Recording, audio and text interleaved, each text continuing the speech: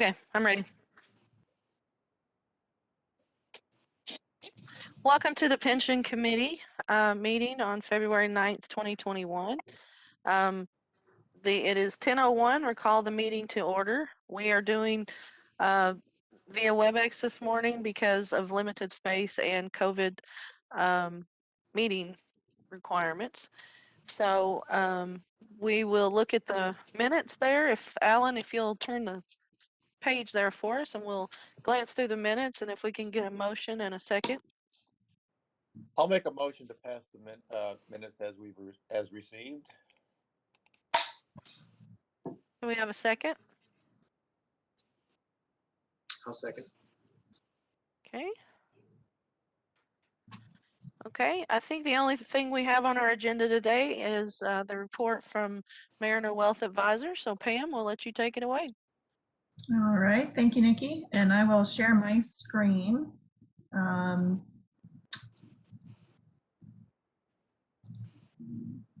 right buttons here.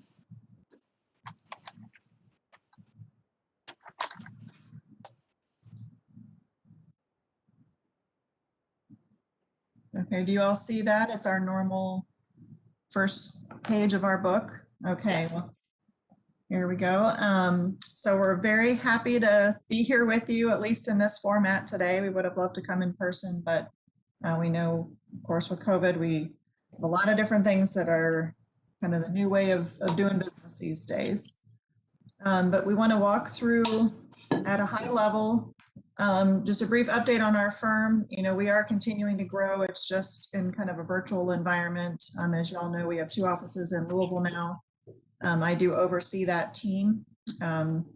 And it's you know, we're really doing a lot of virtual business as much as possible, going out to see clients, but really trying to keep it as limited as possible from a COVID in-person standpoint. Just a snapshot of our Kentucky team.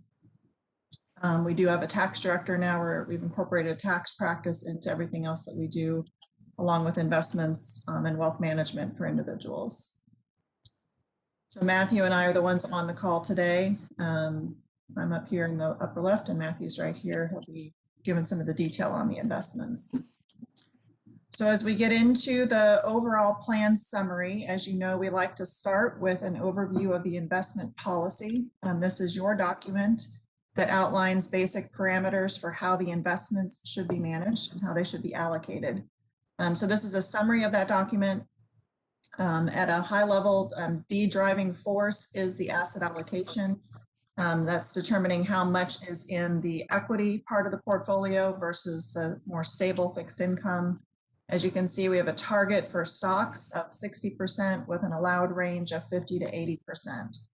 That is the driver of what will be long-term moderate growth, which is very important as you look at the ongoing perpetuity of this plan, needing to be able to pay out the benefits to retirees for their lifetimes. And so growth is very critical to have in this on a long-term basis. However, as we all know, investing in stocks comes with some volatility from time to time. And so it is important to have a degree of cushion. We need to be able to make the payments out to the retirees and not have to be selling stocks while they're down. So that is the reason for the portion that is in bonds and cash. They're ranging from, basically 20 to sometimes as high as 50%. Everything else about the investment policy is designed to make sure that it is very well diversified, very high quality, very prudently managed. So you see the other kind of high level points here as an overall summary. The full document is behind it. And we did send out a PDF ahead of time, so feel free to read that at your leisure. I'll pause for just a moment. Are there any questions from a policy perspective before we move forward? Okay. So then turning to the investments, here we have just a snapshot of what we saw in the market for 2020. So as you know, and as we've discussed at our other quarterly meetings, it was quite a volatile year because of the coronavirus and the pandemic situation leading to shutdown of the economy. So you see the dramatic drop that we had in March. There's all different kinds of stock indices here. The different colored lines correspond to the titles there at the top. Different numbers across the board, but really, overall, it was a similar story for the different kinds of stocks. By the end of the year, we had seen a complete rebound, actually ended in pretty nice positive territory for the year. And it's an important reminder of what we've talked about in the past, but that the stock market really is a forward-looking mechanism. It is looking out into the future at what is coming next. So even when we were, in the summer, still very unsure of where things were headed with the pandemic, how long it would be for the economy to really be back, into full gear. The stock market is really looking ahead of that, looking at what's next, and kind of planning, for that future. And that's why we have seen, the rebound that we've had. A little bit more commentary just on kind of the blow by blow, what we saw for the year. In a nutshell, we made some active decisions to not react too dramatically to this. We found places to trim. We found places to take advantage of lower values as things dropped. But we did not make broad scale changes in the portfolio. And that turned out to be a very, very good thing. And it did turn out very well. So we'll get into that detail here. As we look at the portfolio, this is a snapshot as of the end of December. The pie chart is showing that overall asset allocation. At the end of December, we were sitting at 73% on the equity side. So right in the middle of that, 50 to 80% range. You see here in the pie chart, the largest part of that is US large cap equities. We also had about 5% in smaller companies and 10% in international. All of that together makes up that 73%.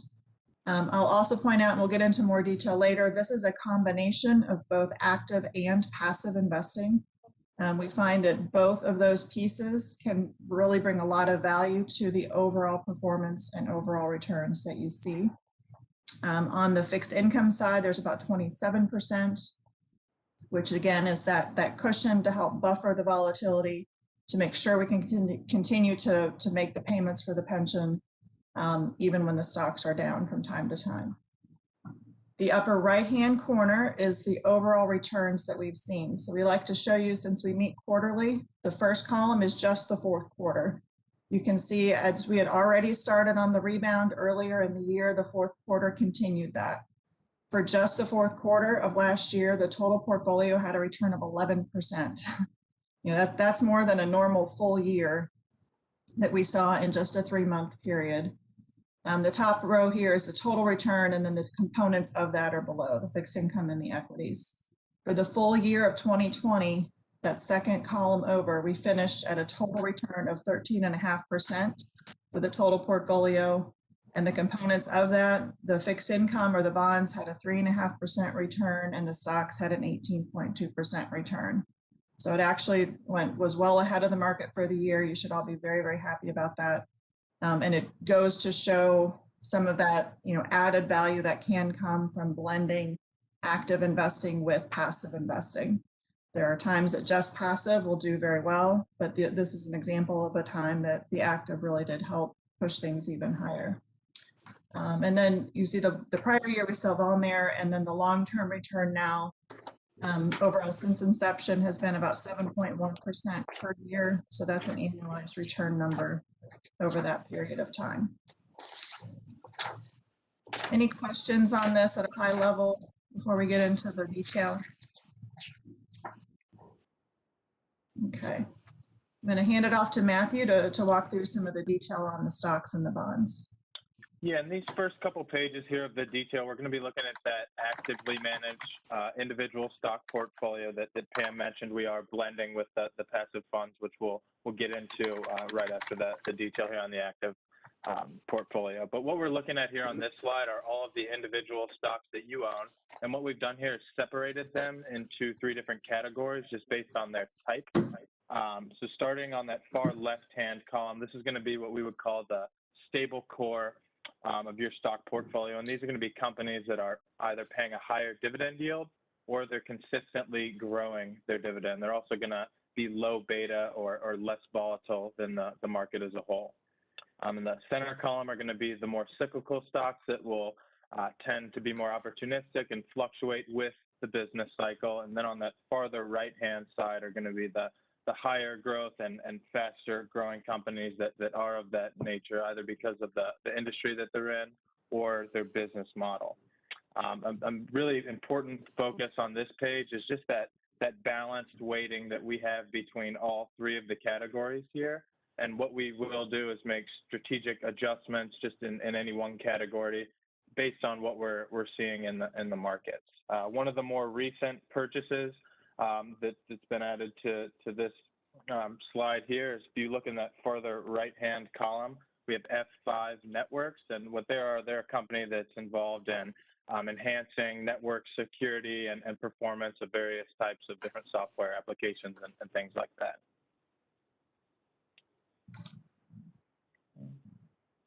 See, this next page here is looking at the top 10 largest individual equity positions of all the stocks that we just looked at. And this page, more so than anything, it's going to be a focus on risk control. We're always going to be monitoring the size of each position just to make sure that you all don't have a concentration that becomes too large in any one company. So if you take a look down that further right-hand column there, you'll see your largest is at 3.7%. That's well within our threshold. It's also really nice here to just compare that total cost column versus the total market value. So you can see a lot of these most of the top 10, the size that they're at because of the really strong growth that each of these companies have had. You can also just see the sector column there, how well diversified the top 10 are alone and across all of the different market sectors and very strong companies. And I'm just going to point out a couple here. You have Albemarle. They're the third one down. They've really benefited. What they're involved in is manufacturing or kind of producing the lithium for lithium-ion car batteries. So they've been a really strong beneficiary of that. You have Microchip Technology there kind of towards the bottom. They're a really neat company. They make different types of sensors. So I'm sure you're familiar with when someone pulls up alongside your car, you'll have that light that pops on, letting you know that someone's there. That's one of the sensors that Microchip makes. Another interesting company there at the furthest one down is 26 Technologies. What they are is a company that manufactures different types of lasers that go into the production for microchips and things like that.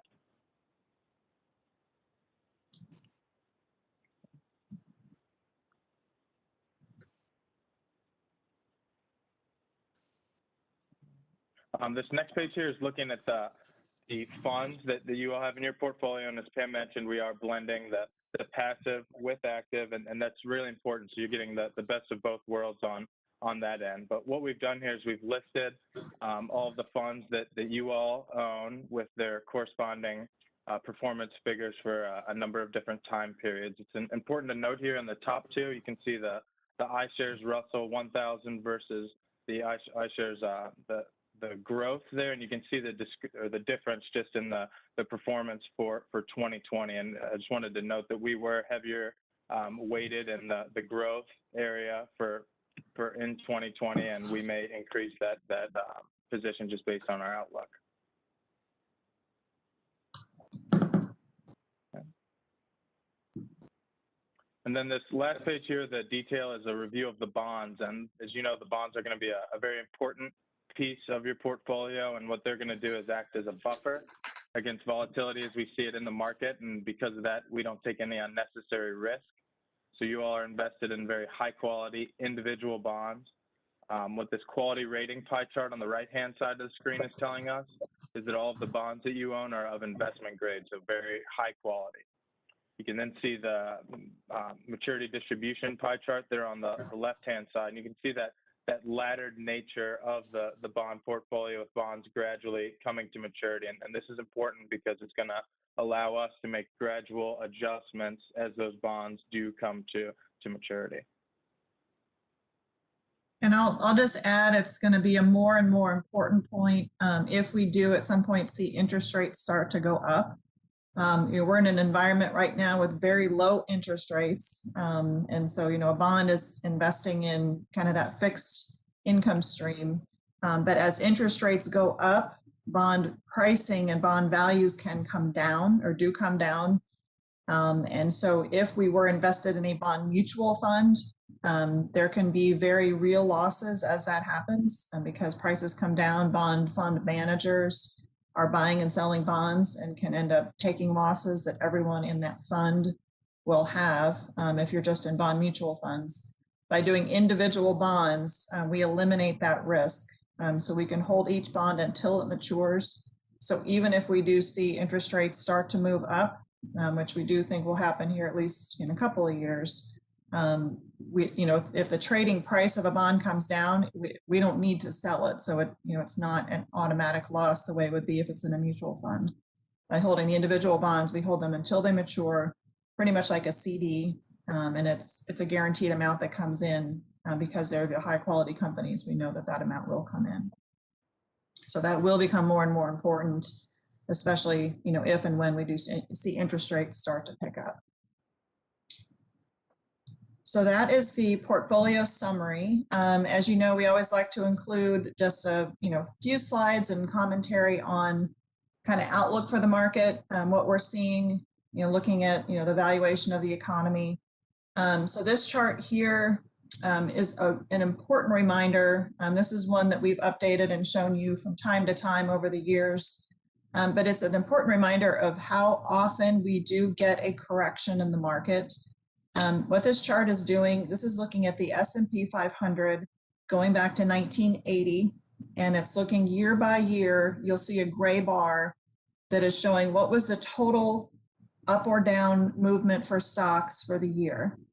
So you can see out of 40 years, 30 of the past 40 years have been positive for the market, and that's what we generally expect. We expect the market will be positive most of the time when you're looking at a full year. However, underneath each one of those is a red dot with a number showing at at some point during that year, the market dropped by whatever amount. What was the largest intra-year decline that occurred during each of those years before things went ahead and finished wherever the gray bar is? So if you look at these red dots and numbers down here, what you'll see is a very large number of years where we've had the market drop by 8, 10, 15, 20% or more. I would say much more frequently than we tend to remember. A lot of times, once that happens and it bounces back and we keep going, we tend to forget how often it really does happen. And so this is a point in time we like to remind our clients that a correction in the market, which is a 10% drop or more, does tend to happen about every year on average. So here we are in February, coming up to where it's been just about a year since we've had a correction. It does not mean that it's going to happen in March, just like it did last year in March. But it's important to remember that is normal. It is normal to get drops like that. We would not be surprised at any point to see a correction here in the market. And saying that does not mean we're going to go run for cover and sell the stocks and wait for it to happen. The problem with that is we know there will be a correction at some point, but we don't know when it will be. And we don't want to sell out and miss the next 10% up that could occur before you get a 10% drop. And so that is why the balance in the portfolio is so important. We're always reviewing that. We're always talking about those objectives so that, we know there's enough of a cushion. And so as we, right now see stocks that have really run, we're finding places to trim back and say, let's take some of those profits. But if we do see a correction, we actually look forward to that because we can look for things that are then, trading at a lower price and we can buy them while they're low. So it's a normal part of the market, but just as a reminder, how often that really does happen. The other slides here just kind of give an update on where we are with some of the economic data. This is very important, especially as we look at, not just market corrections, but what are we looking at from a longer term fundamental perspective? We are still recovering in the economy from this pandemic. We are not out of the woods yet. There's a lot of progress that still needs to be made. But what we want to watch is what is the direction of these different indicators? Where are things headed? The one here is just looking at unemployment. So you see the significant spike that we had, earlier last year.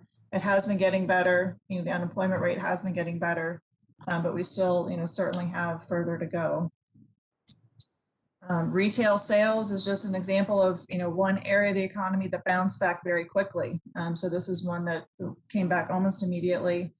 Not as much, you know, shopping in stores, but, you know, we're in a world now where things can be done virtually and online. And so we really saw that pick right back up.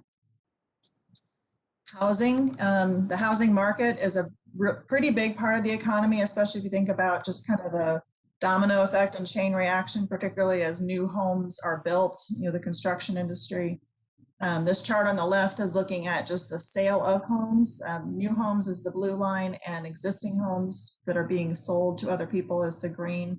Again, you saw a brief drop at the beginning of the pandemic, but that shot right back up and actually to much higher levels than where we were even before that all happened. So the housing market has been very strong.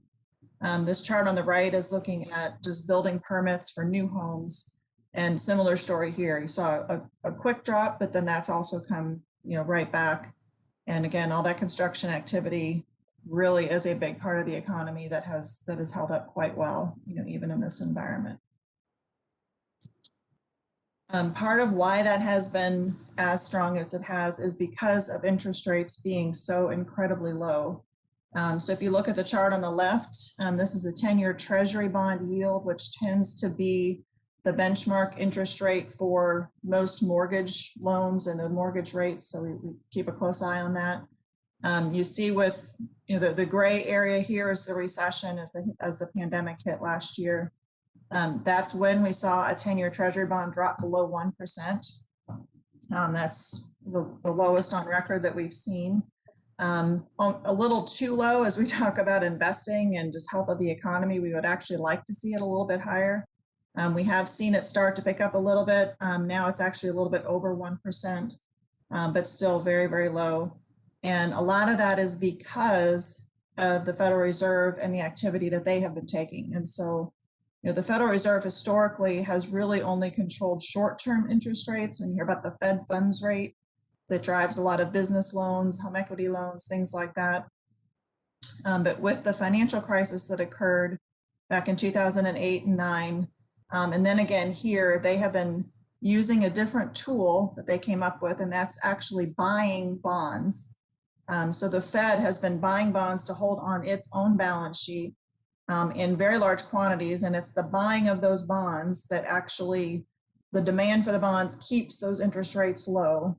And so that's a lot of the reason that we have, you know, seen the rates stay as low as they have, supporting, you know, as many parts of the economy as they can that way. So there's, you know, a lot of different tools, and this is just one of them, but that has been pretty significant here. So finally, we always like to put out kind of a forecast for the year. We affectionately call this the crystal ball, even though it's not literally an exact forecast. But what we like to say is, you know, based on what we do know, but, you know, acknowledging what we don't know, what would we assign as far as probabilities to different outcomes for just the stock market for the year? So this is based on a basic presumption that we will see the vaccines, you know, finish getting rolled out. We'll have kind of that herd immunity by the fall as an underlying assumption in all of this, that we then are able to get back to much more normalized activity in the parts of the economy that are still kind of struggling and holding back.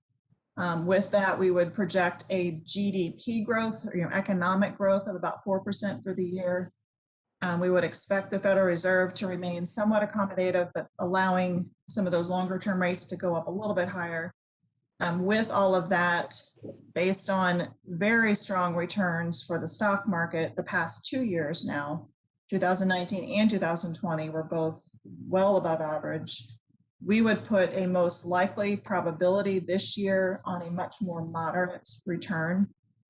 So we would put right now about a 55% probability on a 4 to 6% return for the stock market, you know, kind of a mid-single digit kind of number. We certainly acknowledge the possibility that you kind of have some momentum and excitement about perhaps getting past the pandemic.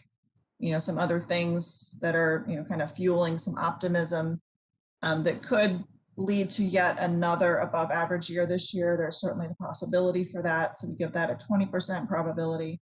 So all in all, we'd say a 75% chance, in our opinion, that it's at least a positive year this year. But we would say, we would expect it to probably not be quite so high, just, based on where stocks already are. So that's kind of where we are and what we're thinking. I'd be very happy to answer questions if anyone has anything on your mind or things that you're wondering about. I do have one question. So the news about GameStop the past few weeks has captivated me. And so there's now this influence of retail investors and retail traders. How do you think that will change the way that you evaluate fundamentals of companies? I mean, does it make any difference, the way you evaluate the fundamentals of companies? I mean, what impact is that going to have on the way our fund is managed? Yeah, great question. And there's so much talk about all that right now. The whole situation with GameStop, and I don't know how close everyone's following all this, but really had this whole thing is about the ability to short stocks. And so, that's not an activity that we are engaged in at all. To short a stock means to be selling it, even if you don't buy it. And so someone who's shorting a stock has to borrow it from whoever is holding their brokerage account and borrow those shares of stock. And what can happen if the stock price starts moving up, it forces those shorters, the people that have sold it, to have to purchase it to be able to pay that back because they borrowed those shares of stock. And what happened with GameStop, and there's absolutely nothing about GameStop as a company that has anything to do with this, that has anything to do with the returns that we've seen. It was the people on the social networking site that basically identified there was such a large short position in that stock, meaning there were so many people betting against it. It was just the sheer numbers of that and the likelihood that if they started to create some buying activity, pushing the price of that stock up, it's going to force all of those short sellers to come in and buy it and push the price up. And so that is an activity, and you've seen it in other stocks that were, very heavily shorted. And again, we need to remember that means that there's so much money betting against these stocks because there's a good chance these companies aren't even going to make it, is why this all happened. That is an activity that is purely about just the buying and selling activity. Think of day trading kind of activity that unfortunately, exists in the same market where we have to be there, building investments and building, overall value for the future. I like to describe it as kind of one giant sandbox. If you think of the stock market as one giant sandbox with a lot of different, players in that sandbox with different things they're trying to accomplish.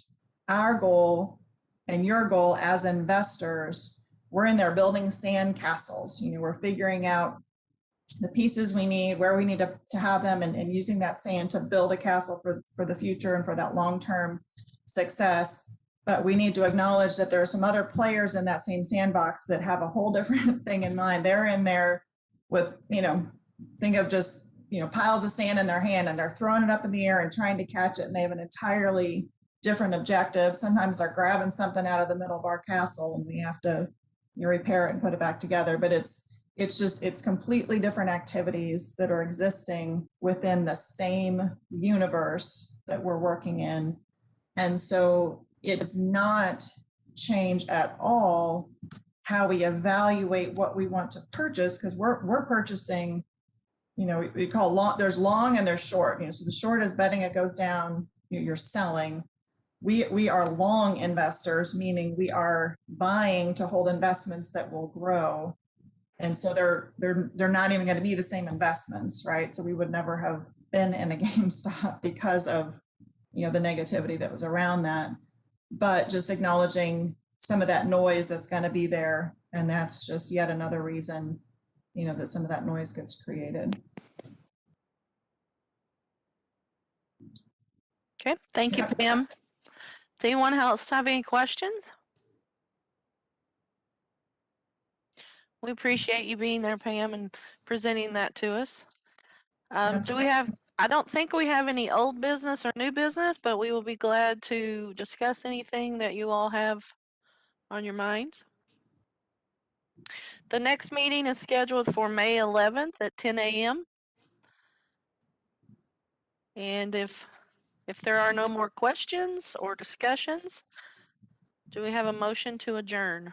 I did have one question. Okay. I don't know if this is part of the meeting or if I just need to see you in person, but we've had several members asking about their annual, what they've put into this, and also their year to date. Is We that will, something we can forward to? they can always ask me, but we will be sending out, we work with, Steve is on this call, Steve Osborne there.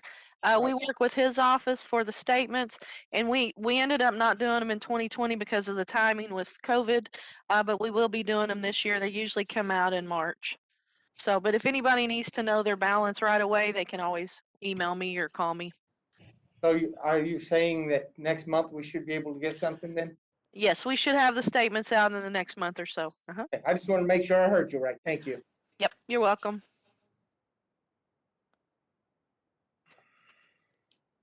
Okay, do we have a motion to adjourn? Adjourn. Who, I'm sorry, I missed who said that. Brian. Brian, okay. Do I have a second?